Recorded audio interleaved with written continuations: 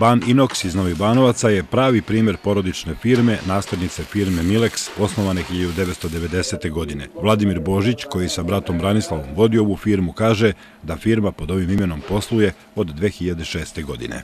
Inače, naslednica je firme Milex koja je osnovana 1990. godine.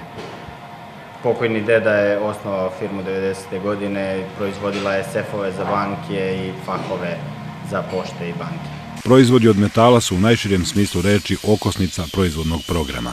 Čelične konstrukcije, uređenje interijera, burat za vino i rakiju, sve što od metala može da se proizvede, proizvodi se kod nas u firmi. Od montažnih konstrukcija i objekata preko ograda, terasa, mehanike za elektroniku, do gelendera, prohromskih, opreme za mesnu industriju i tako dalje.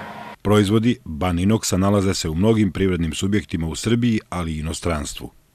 Između ostalog Neoplanta, Novi Sad, Coca-Cola, Nelt, davnih godina 92. 3. radili smo banku na Kamčatki u Rusiji, jednu u Moskvi, sefove koje smo već pomenuli.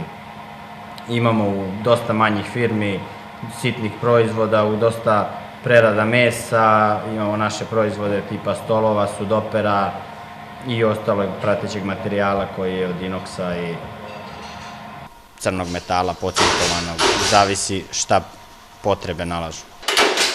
Na godišnjem nivou sadašnji kapaciteti i obim proizvodnje ove firme su oko 30 tona proizvoda od metala, ali postoje planovi da se proizvodnja udvostruči. Mašinski park čine uglavnom starije mašine.